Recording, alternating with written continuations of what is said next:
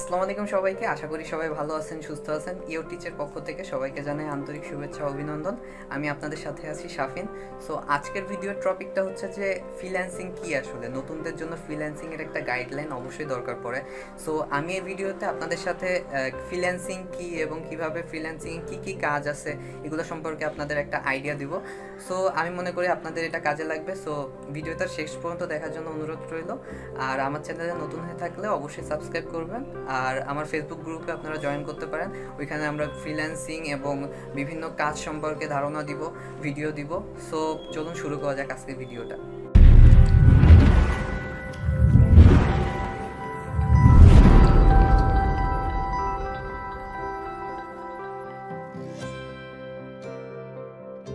So freelancing কি আসলে? সহজ কথায় বলতে গেলে ইন্টারনেটের মাধ্যমে যে কোনো কাজ করাকে ফ্রিল্যান্সিং বলা হয়ে থাকে।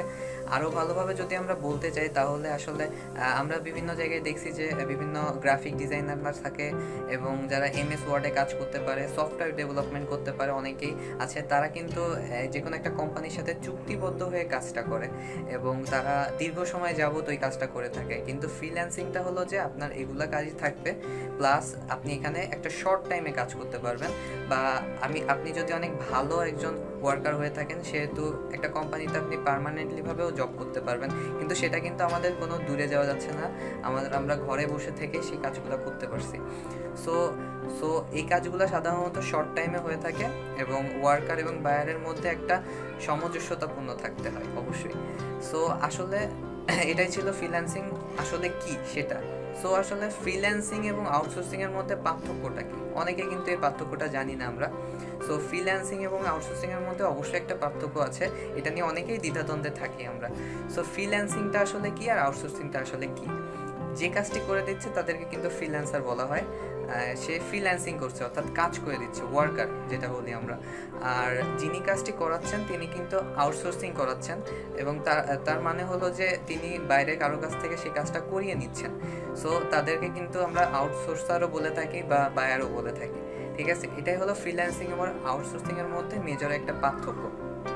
সো নেক্সট টপিককে চলে যাই। নেক্সট টপিকটা হলো যে অনেকে এটা কোশ্চেন করেন যে ফ্রিল্যান্সিং করতে ভাইয়া কি কি যোগ্যতা লাগবে আসলে। হ্যাঁ, অবশ্যই কোনো একটা কাজ করতে গেলে আমাদের একটা যোগ্যতা থাকতে হয়। যেমন আমরা অনেক বছর ধরে পড়ালেখা করে সার্টিফিকেট অর্জন করি। সো ফ্রিল্যান্সিং করতে গেলে অবশ্য সার্টিফিকেট আছে, বাট সার্টিফিকেট ছাড়াও আপনি এখানে কাজ করতে পারবেন। সো ফ্রিল্যান্সিং করতে গেলে আমাদের কি কি বিষয় জানতেই হবে, যেগুলো জানলে আমরা ফ্রিল্যান্সিং জগতে প্রবেশ করতে পারবো বা ফ্রিল্যান্সিং করতে পারবো, আমাদের জন্য সুবিধা হবে। সো কি কি যোগ্যতা আমার থাকা লাগবে? ফার্স্ট অফ অল আমি যেটা রাখছি সেটা হলো ইংলিশ রাইটিং এবং ইংলিশের যোগাযোগ বা কমিউনিকেশন যে ক্ষমতা আছে আমাদের, সেই ইংলিশটা আমাদের ভালো করে জানতে হবে। কারণ আমরা কিন্তু বাংলা ভাষা ইউজ করি, কিন্তু ইংলিশ একটা ইন্টারন্যাশনাল ল্যাঙ্গুয়েজ। বিশ্বের যে কোনো দেশই এই ইংলিশ ভাষার মাধ্যমে কিন্তু সবার সাথে কমিউনিকেট করে এবং বায়াররা যারা থাকবে, যারা আপনাদেরকে একটা কাজ দিবে, তারাও কিন্তু অবশ্যই ইংলিশে কথা বলবে। সো আমাদের ইংলিশটার বিষয়ে অবশ্যই একটু জানা থাকতে হবে এবং কমিউনিকেশন করার মতো একটা ইংলিশ স্কিল গড়ে তুলতে হবে, যার মাধ্যমে আমরা আসলে কমিউনিকেশনটা করতে পারবো। তারপরে আসি, ইন্টারনেট সম্পর্কে একটা ভালো ধারণা থাকতে হবে আমাদের অবশ্যই। ইন্টারনেটের মাধ্যমে যেহেতু আমরা আয় করতে চাচ্ছি, সো ইন্টারনেট সম্পর্কে আমাদের একটা ভালো ধারণা থাকতে হবে। যেমন ইন্টারনেটের বিভিন্ন কাজ সম্পর্কে আমরা দেখবো যে কিভাবে এই কাজটা করা যায়, কিভাবে এই কাজটা করা যায় না, কে কোনভাবে এই কাজটা করেছে, আমার কোনভাবে কাজটা করলে বায়ার খুশি হবে, এগুলো বিষয়ে আমাদের একটু ঘাটাঘাটি করতে হবে। তো নেক্সট একটা পয়েন্ট আমি রাখছি, সেটা হলো যে ইউটিউব এবং গুগল সম্পর্কে ভালো মতো জানা এবং প্রয়োজনীয় তথ্য বের করা। আপনারা অনেকে জানেন কিনা জানি না যে গুগলে কিন্তু কোনো একটা ভাষার ট্রান্সলেশন খুব দ্রুতই করে দেওয়া যায়। অনেক সময় দেখবেন আমরাও ইংলিশ বোঝার ক্ষেত্রে অনেক সময় ইংলিশের ল্যাঙ্গুয়েজটা বুঝি না, তখন আমরা কিন্তু গুগল থেকে একটু ট্রান্সলেটও করে নিতে পারি। সো এই গুগলের সঠিক ব্যবহারটা আমাদের করতে হবে। এবার প্লাস ইউটিউবের মাধ্যমে কিন্তু এখন সবই শেখানো হচ্ছে যে কীভাবে আপনি এই কাজটা করবেন, কীভাবে আপনি এই ডিজাইনটা করতে পারেন, কিভাবে আপনি রাইটিং করবেন, কিভাবে একজনের সাথে কমিউনিকেট করবেন, সবই কিন্তু ইউটিউবে খুব ভালো মতোই জানা আছে। এবং এই ইউটিউব এবং গুগল সম্পর্কে আমাদের একটা ভালো একটা ধারণা থাকতে হবে।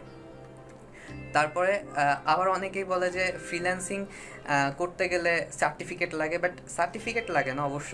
হ্যাঁ, কিছু কিছু ক্ষেত্রে সার্টিফিকেট শো করা লাগে, বাট আপনি যদি একেবারে বিগিনার হয়ে থাকেন তাহলে আপনি একটু একটু ইউটিউব দেখে থেকে কিন্তু ফ্রিল্যান্সিং কিভাবে করা যায় বা কোন কাজগুলো করা যায় এগুলো সঠিকভাবে জেনে নিতে পারবেন আরও ভালোভাবে।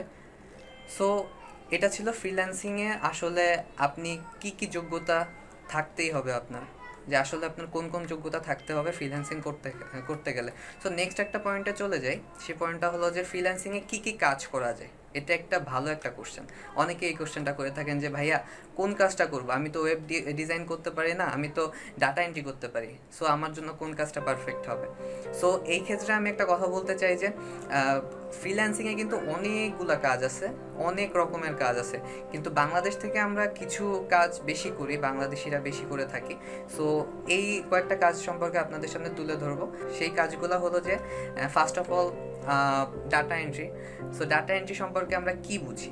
ডাটা এন্ট্রি সম্পর্কে আসলে মাইক্রোসফট অফিসের কাজগুলোকে বোঝায়। অনেক সময় ধরেন একটা পিডিএফ ফাইল দিছে, ওই ফাইলটাকে আপনাকে ওয়ার্ডে কনভার্ট করতে হবে, ঠিক আছে, তখন কিন্তু আপনার ওই ডাটা এন্ট্রির কাজই চলে যাবে, বা কপি টাইপিং এর কাজ করা লাগবে।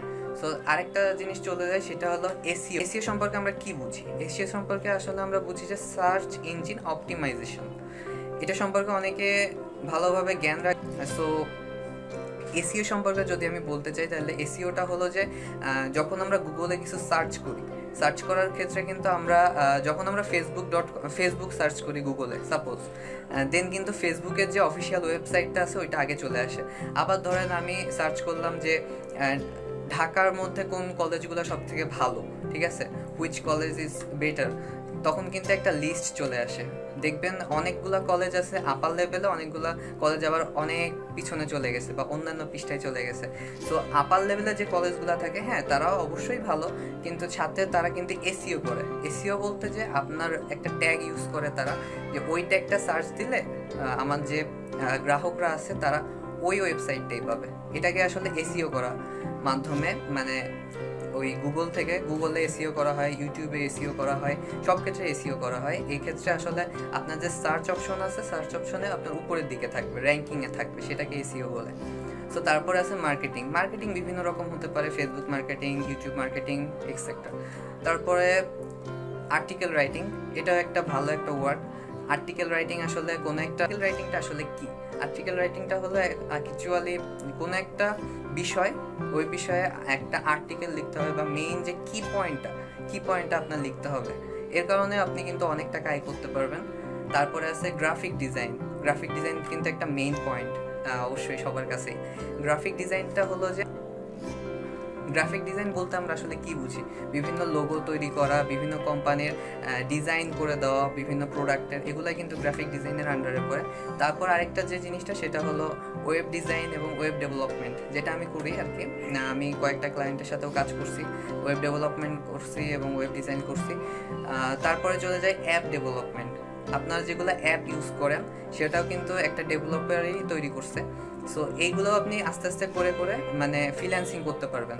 সো এটাই ছিল আজকের video. Thanks for watching this video. এই সম্পর্কে আপনাদেরকে আরও বিস্তারিত জানাবো। পার্ট 2 এর জন্য ওয়েট করবেন, অবশ্যই সাবস্ক্রাইব করবেন। সো ধন্যবাদ সবাইকে, আজকে ভিডিওটা এই পর্যন্তই।